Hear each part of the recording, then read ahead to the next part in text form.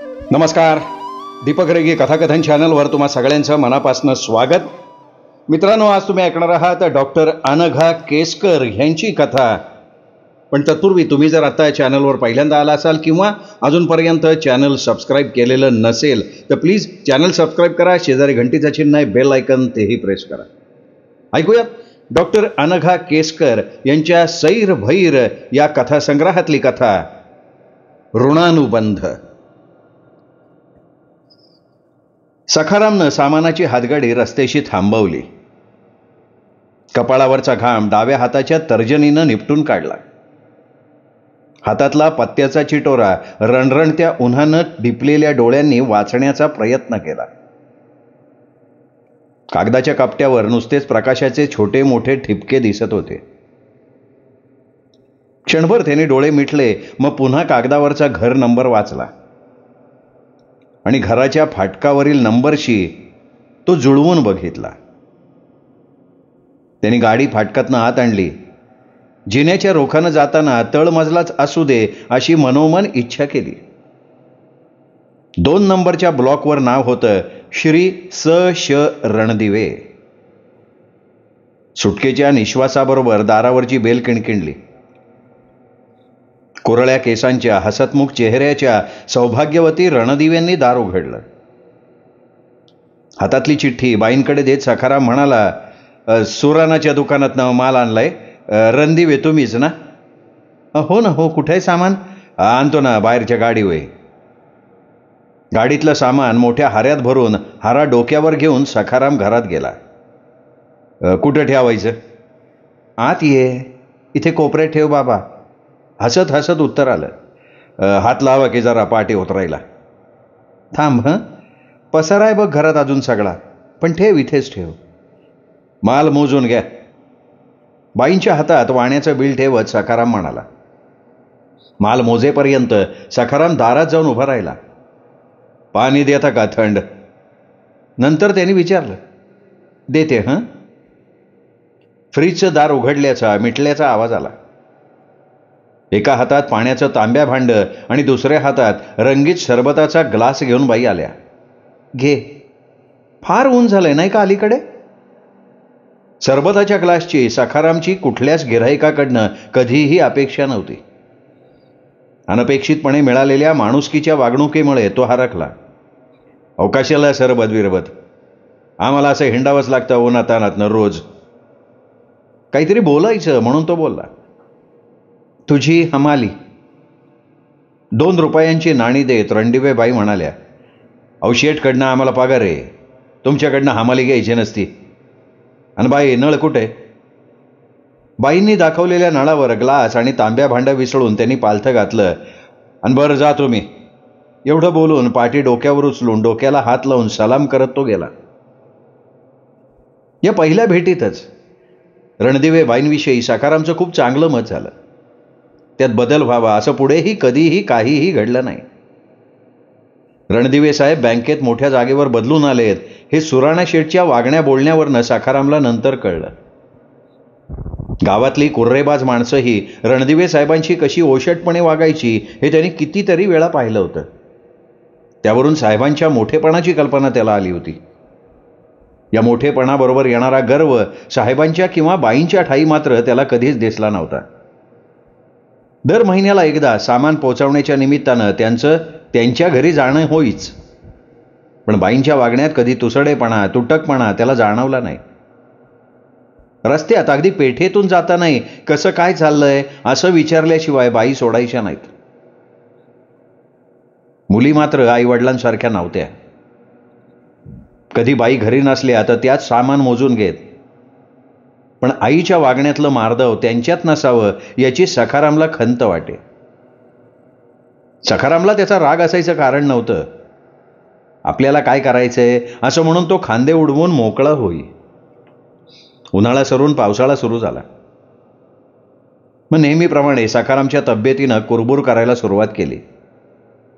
खोकला आणि धाप लागण्यानं तो कासावीस व्हायला लागला. एरवी दडून बसलेला हा आजार बरोबर आमंत्रण दिल्यासारखा पावसाळ्यात हजर व्हायचा.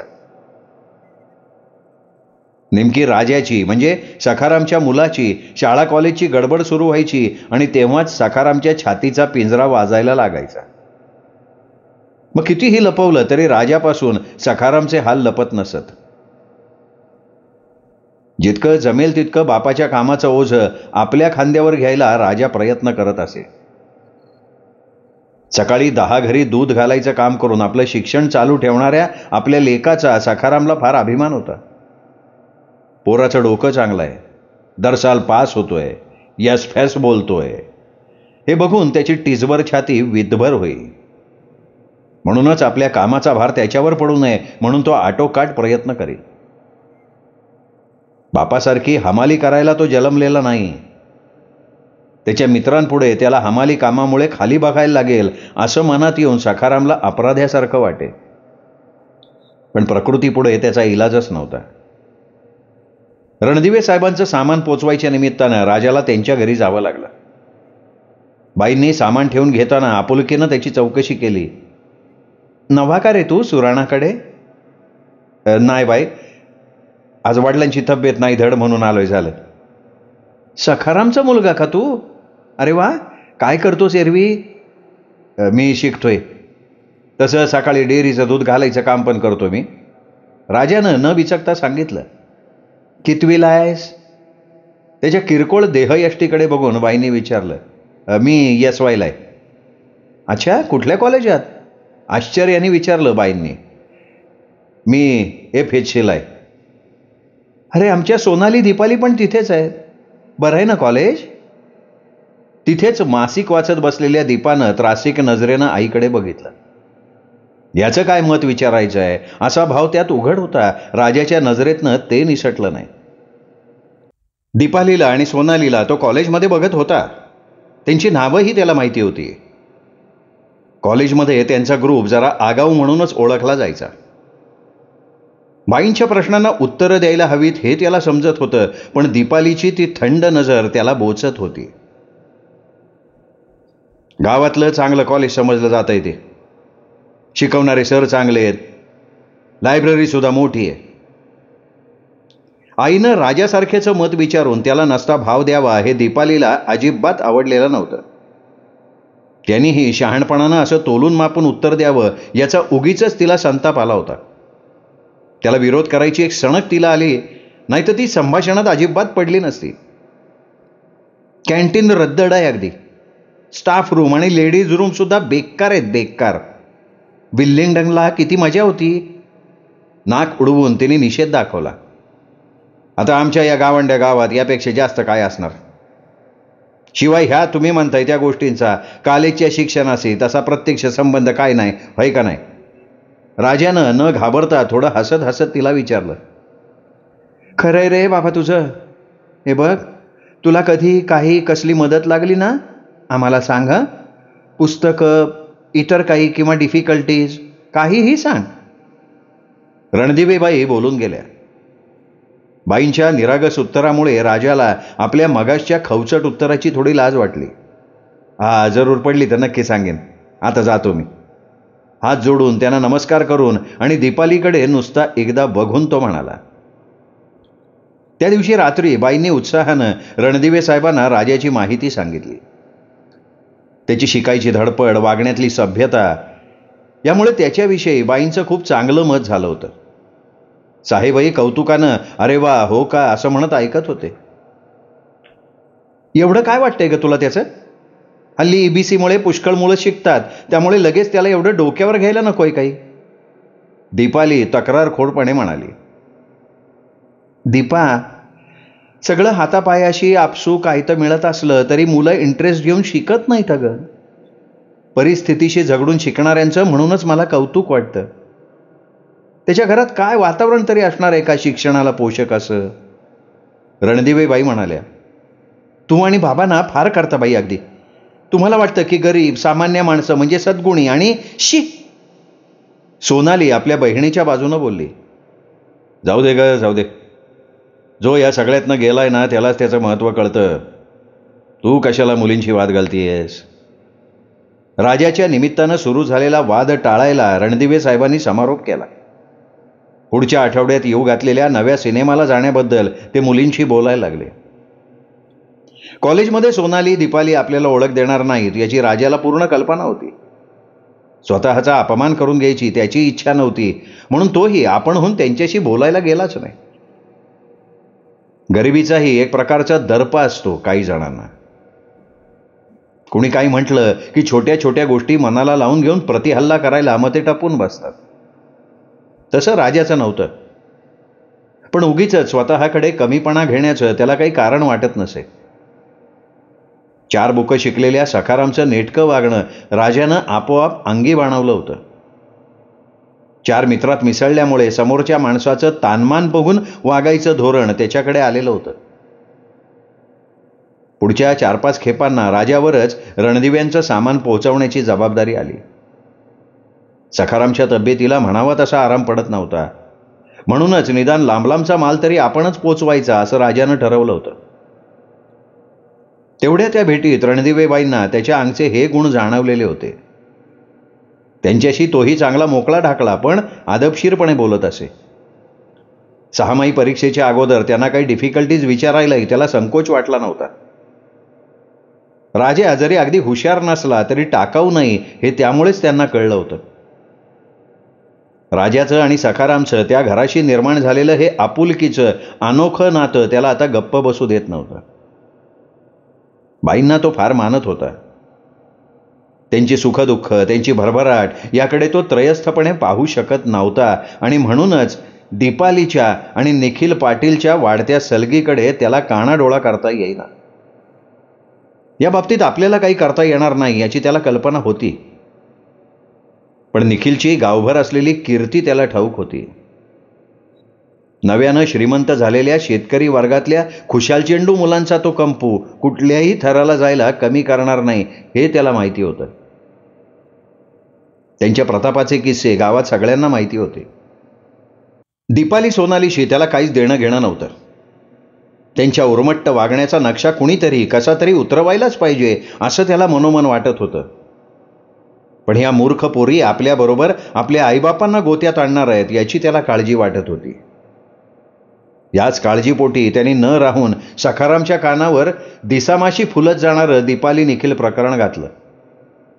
सखाराम चक्रावून गेला. इतर कोणत्या साहेब लोकांचं प्रकरण असतं तर त्याला काही वाटलंही नसतं. मोठ्या माणसांची थेरं त्यांनाच शोभतात म्हणून तो गप्प बसला असता. पण रणदिवेबाईंचं, साहेबांचं वागणं, त्यांचं राजाविषयी असलेलं कौतुक या सगळ्यामुळे त्यालाही हे कळल्यापासून बेचैन वाटत होतं. अरे पण आपण आडणी माणसं, आपण काय करणार राजा, आपण गप राहायचं झालं. त्यांनी नाईलाजानं शहाणपणाचा सल्ला दिला. दुसऱ्या कोणाची भानगड असती तर मी तेच केलं असतं ना. पण साहेबांशी आणि बाईंशी अशी बेईमानी मी नाही करू शकत, नाही जमणार मला ते. मग काय करणार, काय येतो हे बघ, शहाणा असेल तर भानगडीत पडू नका. मला सांग तुझ्या विश्वास कोण ठेवल? मग काय होऊ द्यायचं का, काय व्हायचं असेल ते? हा, तुम्ही गप निश्चित राहा. काहीतरी विचार करून राजा म्हणाला. सखारामला काही हे रुचलं नाही, पण राजाच्या शहाणपणावर त्याचा भरवसा होता. काहीतरी बोलायला उघडलेलं तोंड त्याने गपदिशी मिटून घेतलं. पुढच्या वेळेला दीपाली, सोनाली आणि रणदिवे साहेब सर्वजण घरी असतील अशा वेळेलाच राजा मुद्दाम त्यांच्या घरी सामान पोचवायला गेला. नेहमीप्रमाणे बाईंनी सखारामची, राजाच्या अभ्यासाची चौकशी केली. हा, ठीक चाललंय सगळं, राजा म्हणाला. आणि ती संधी साधून दीपालीकडे बघून तो म्हणाला, ताई रागवू नका तुम्ही, पण ती निखिल आणि संदीपची चौकडी आहे ना, ती लय डेंजर आहे बरं का. चांगल्या मुलींनी मैत्री करावीत अशी पोरं नाहीत ती. चमकून बाईंनी एकदा राजाकडे आणि एकदा दीपालीकडे बघितलं. दीपाली क्षणभर गोरीमोरी झाली, मग तिच्या डोळ्यात रागाची चमक दिसायला लागली. नागपुड्या रागानं थरथरायला लागल्या. पुस्तक वाचत असलेल्या साहेबांनीही वाचन थांबवून वर पाहिलं. तुला काय करायचं रे आमच्या भानगडीत नाक खुपसून? आई, हे मात्र आता अति होत आहे. सोनाली आपल्या बहिणीचा कैवार घ्यायला म्हणाली. एकूण रागरंग बघून बाईंनी तो विषय आणि ती मुलाखत तिथेच थांबवली. राजा चेहरा पाडल्यासारखा करून तिथून चालता झाला, पण त्याचं काम त्याच्या मनासारखं झालं होतं. बाई आणि साहेब आता खरं काय ते शोधल्याशिवाय गप्प बसणार नाहीत अशी त्याला आशा वाटली. दुसऱ्या दिवशी दीपाली सोनाली जोडीनं कॉलेजमध्ये त्याला एकटं गाठून भरपूर झापलं. कोण समजतोस कोण रे स्वतःला तू? आई बाबांनी जरा आपुलकी दाखवली तर तुझी ही हिंमत? निखिलच्या कानावर यातलं आम्ही काही घातलं ना तर तुझी काय हालत होईल ते बघ तू. कुठून यांच्या वाटेला गेलो असं वाटेल तुला. सोनालीनं जवळजवळ धमकीच दिली. मग ठीक आहे ना, नको असेल तर राहिलं. तुम्ही गावात नवीन आहे म्हणून आपलं बोललो मी. नसल आवडत द्या सोडून. पडेल आवाजात राजा म्हणाला आणि तिथून सटकला. पण त्यांच्या एकूण आविर्भावावरनं आपला बाण अचूक लागलाय हे त्याच्या लक्षात आलं.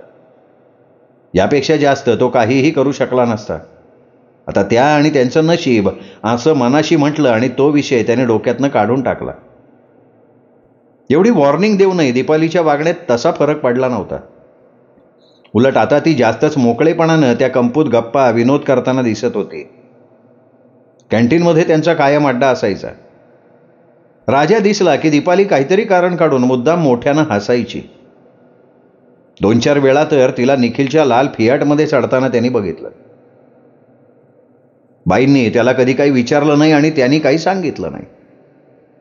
बाई त्याच्याशी पूर्वीसारख्या नीट बोलत, पण त्यात पहिल्यासारखा आपलेपणा नव्हता. एक प्रकारचा दुरावा आपोआप आला होता. दिवसामागून दिवस जात होते आणि शेतातल्या उसाप्रमाणे दीपाली निखिलची दोस्ती झपाट्यानं वाढत होती. डिसेंबरचा पहिला आठवडा होता. दिवसभर लायब्ररीत बसून अंग आंबून गेलं होतं. संध्याकाळच्या लांबच्या फेऱ्या सखारामला करू न देता त्या आपण कराव्यात म्हणून राजा लवकर कॉलेजमधून आल्या आल्या दुकानात गेला.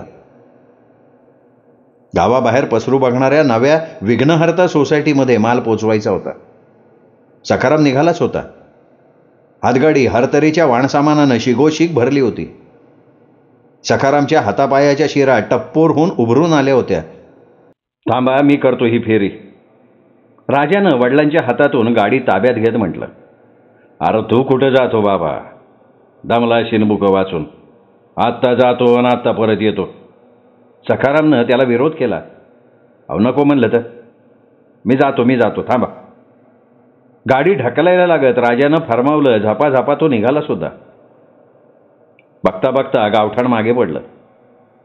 मोकळ्या माळरानातनं घू घू वारा घोंगावू लागला. झाडाझुडपातनं किलकिलाट सुरू झाला. अंधार झपाट्यानं वाढायला लागला.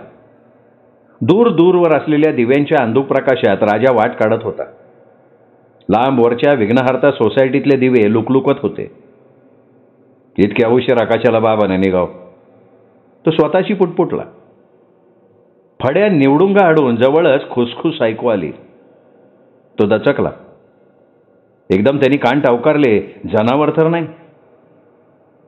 ग बस म्हणला तुला, लई शानपणा नाही करायचा. कुणीतरी कुणाला तरी दटावत होतं. नको रे प्लीज. बायकी आवाजातली केविलवाणी विनवणी. मोठी आली सती सावित्री, चालू ती चालू आणि वर रुबाब साधवीचा वे. कुणीतरी अर्वाच्यपणे म्हणालं. त्या मागोमाग दोघांच्या हसण्याचा आवाज ऐकू आला. काय प्रकार आहे तो राजाच्या लक्षात आला. हातगाडी तिथेच थांबवून तो पळभर उभा राहिला. दूरवरून मोटरसायकलचे दिवे जवळ येताना दिसले. धीर करून तो निवडुंगाच्या दिशेनं पुढे झाला. काय चाललंय? खड्या आवाजात त्यांनी दरडावून विचारलं. कोण आहे? दचकलेल्या आवाजात प्रश्न आला आणि निखिल संदीपचे चेहरे दिसले. त्या बेसावत क्षणाचा फायदा घेऊन दीपाली धावतच रस्त्यावर आली. रडायलाही तिला सुचत नव्हतं, इतकी ती घाबरली होती. चिडलेल्या जोडगोळीच्या डोळ्यात संताप मावत नव्हता. राजाच्या अंगावर त्यांनी झेप घेतली. इतक्यात लांबून येणाऱ्या फटफटीचा आवाज कानावर आला. राजा रस्त्याच्या मध्यावर हात फैलावून उभा राहिला. झाडाआड दडवलेल्या मोटारीत त्या दोघा गांगरून गेलेल्या सैतानांनी उड्या घातल्या आणि गाडी स्टार्ट करून ते पसारही झाले. रडू नका आता वेडगाळासारखं. राजानं दीपाला दटावलं. मोटरसायकल जवळ येऊन थांबली. काय झालं? वाट का अडवली? फटफटीवरच्या दोघातल्या पोरगेल्या मुलानं विचारलं. गावात कधेमध्ये या दोघांना राजाने बघितलं होतं. थोडं काम होतं. रणदिवे साहेब माहिती आहेत ना, बँकेतले. त्यांना घरी एक निरोप द्यायचा आहे. दीपालीकडे त्यांनी शोधक नजरेनं बघितलं. उगा रातच्या अंधारात एकल्याच निघाला घराकडं पायी. दिवसला अंधारात याक्या की कशाचं बांध नाही. पैशाचं पाकिट हरवलं म्हणे. मी बघितलं यांना. तेव्हा म्हणलं साहेबांना निरोप देऊ. आणि कसं आहे, माझ्याकडे हे सामान आहे, पोचवायचे मला ते. मी कशी सोबत करणार नाही यांना. दोघांच्या चेहऱ्यावरचा साशंक भाव बघून त्यांना पटेलचं कारण राजाने त्यांना सांगितलं. द्या पत्ता द्या साहेबाचा.